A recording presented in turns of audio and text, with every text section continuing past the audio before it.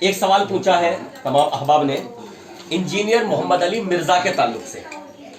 تو دیکھیے انجینئر محمد علی مرزا کے تعلق سے جو میں آپ حضرات کو ایک نصیحت کروں گا وہ یہ کہ انجینئر محمد علی مرزا کو سننا انتہائی خطرناک ہے. انجینئر محمد علی مرزا جو ہے ایک گمراہ شخص ہے.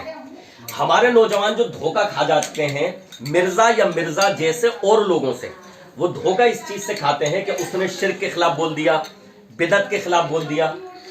لیکن میں آپ کو نصیحت کروں گا کہ جو شخص بھی شرک کے خلاف بولے، بدعت کے خلاف بولے، فوراً اس کو فالو نہ کرنے لگ جائے، اس کو سننے نہ لگ جائے کہ چلو بھائی یہ شرک کے خلاف بول رہا ہے، بدعت کے خلاف بول رہا ہے.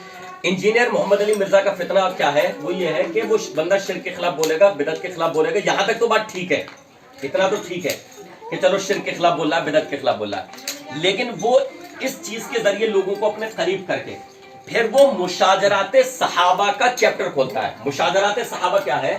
کہ صحابہ کے درمیان جو آپس میں کچھ جنگیں ہو گئی ہیں، جو آپس میں کچھ لڑائیاں ہو گئی ہیں، جو آزمائش تھی اللہ کی طرف سے تقدیر میں لکھا تھا وہ ہوئی.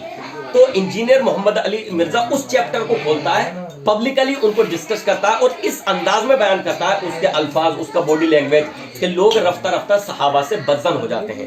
اسی وجہ سے ایک نئی 20 جگہ کے واقعات میں جانتا ہوں اور 50 نوجوانوں کو جانتا ہوں جنہوں نے انجینئر محمد علی مرزا کو سننا شروع کیا اور رفتہ رفتہ جب سال 2 سال 3 سال ہو گئے تو صحابہ سے بدظن ہو گئے. پہلے کسی ایک صحابی سے، حضرت معاویہ سے، پھر کسی دوسرے صحابی سے، پھر حضرت معاویہ کے لشکر میں جتنے لوگ تھے ان سے بدظن ہونے لگے رفتہ رفتہ.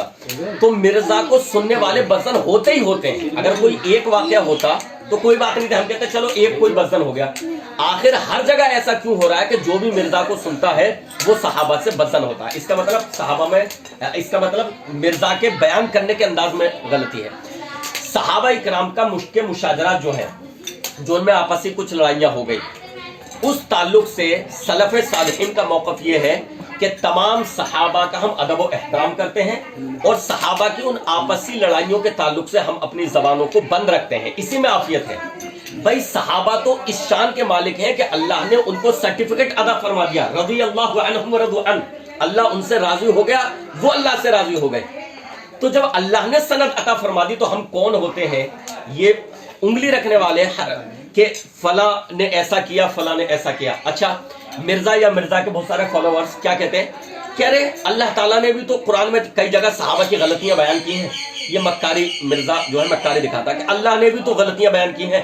آپ دیکھیں گے قرآن مجید میں اللہ نے صحابہ کی جہاں بھی کوئی غلطی بیان کی ہے، بھائی صحابہ بھی انسان تھے، ہم انہیں معصوم نہیں مانتے، ان سے بھی خطائیں ہوئی ہیں، لیکن ہم کہتے ہیں وہ مغفور تھے، اللہ نے ان کی تمام لغزشوں کو معاف فرما دیا.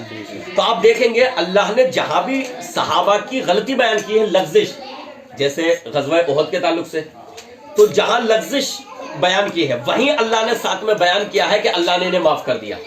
جیسے غزوہ احد کا بیان کیا کہ تم سے یہ غلطی ہوئی، ساتھ میں کہا وَلَقَدْ عَفَا اللَّهُ عَنْهُمْ، اللہ نے معاف کر دیا. تو یہ معالطہ دیکھتا ہے مرزا کہ اللہ نے بھی تو بیان کی ہے غلطی، اللہ نے بیان جہاں کی ہے وہیں ساتھ میں اللہ نے یہ بھی کہا اللہ نے معاف کر دیا، بلکہ اللہ کے نبی علیہ السلام کو بھی حکم دیا کہ آپ بھی انہیں معاف کر دیں. تو اللہ تعالیٰ تو یہ کہہ رہا ہے میں نے بھی معاف کر دیا، اور اے رسول، اے پیغمبر، آپ بھی صحابہ کو معاف کر دیں.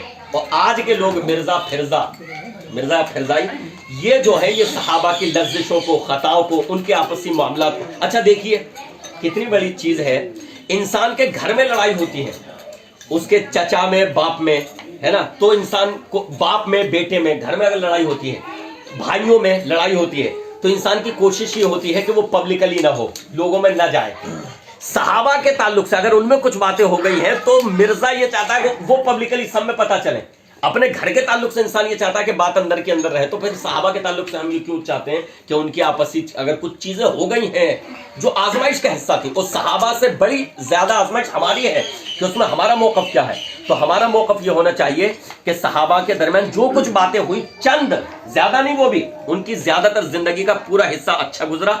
رسول گرامی علیہ الصلوۃ والسلام کے اس دنیا سے رخصت ہو جانے کے بعد کچھ زمانہ ایسا گیا کہ ان کے درمیان آپسی کچھ جنگیں ہو گئی غلط فہمیوں میں. ٹھیک ہے، اس میں ہمارا موقف یہ ہے کہ وہ اللہ کے حضور ہیں، اللہ نے سب کو معاف کر دیا، ہم اپنی زبانوں کو خاموش اور بند رکھیں گے. کیوں؟ اس وجہ سے کہ اسی میں خیر و عافیت ہے. رسول گرامی علیہ الصلوۃ والسلام نے خود یہ فرمایا ہے کہ کیا تم میری وجہ سے میرے صحابہ से दरगुजर नहीं कर सकते? तो अल्लाह के नबी अलैहिस्सलाम ने खुद इस चीज़ का हुक्म दिया। अल्लाह ताला हमारे दिल में जनाब मोहम्मद रसूलुल्लाह सल्लल्लाहु अलैहि वसल्लम की मोहब्बत को बाकी रखे, सहाबा की मोहब्बत को बाकी रखे। याद रखिए, जिसे रसूल से मोहब्बत होगी उसे रसूल के सहाबा से भी मोहब्बत होगी। सहाबा जो है वो रसूल का इंतखाब है, अल्लाह का इंतखाब है। जैसे अल्लाह ने रसूलों को चुना है ना, ऐसे ही अल्लाह ने सहाबा को अपने रसूलों के लिए चुना है। सहाबा का इंतखाब फरमाया है अल्लाह ने। तो सहाबा पर उंगली उठाने का मतलब यह है कि अल्लाह के इंतखाब पर उंगली उठाना कि अल्लाह के इंतखाब में गलती हुई है। तो हम ये मानते हैं कि तमाम सहाबा का हम अदब व एहतराम करते हैं। किसी एक सहाबी की शान में गुस्ताखी भी ईमान के लिए खतरा है। तमाम अहले बैत से मोहब्बत करते हैं, ऐसा नहीं कि अहले बैत से, तमाम अहले बैत से मोहब्बत करते हैं।